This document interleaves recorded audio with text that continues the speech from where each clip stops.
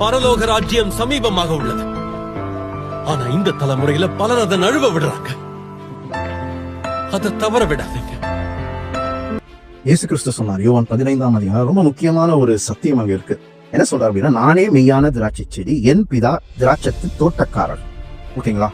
இப்ப என்ன சொல்ல வர்றாரு அப்படின்னா, நான் உங்களுக்கு சொன்ன உபதேசத்திலே நீங்கள் இப்பொழுதே சுத்தமா இருக்கிறீங்க அப்படின்னு சொல்லிட்டாரு.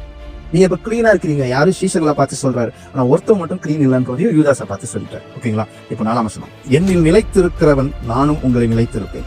கொடியானது திராட்சை செடியில் நிலைத்திராவிட்டால் அது தானாய் கனி கொடுக்க மாட்டாது.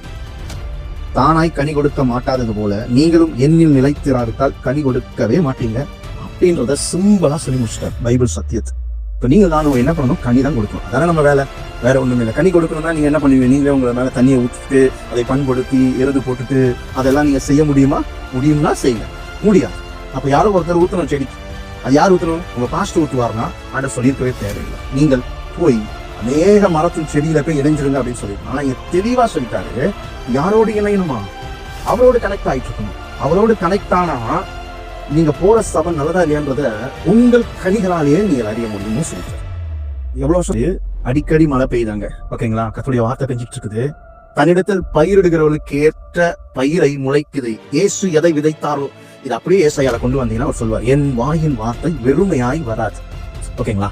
அந்த வார்த்தை என்ன பண்ணும்? என் சித்தத்தை செஞ்சு முடிக்கணும்னு சொன்னார். அதாவது நம்முடைய சித்தத்தை இல்ல, ஏன் இஷ்டத்தை. இயேசு கிறிஸ்துவே பிதான் சித்தத்தை செஞ்சார். அதான் சொல்றாரு. ஆனா ஒரு வசனத்தை அவனுக்கு அனுப்புவேன்.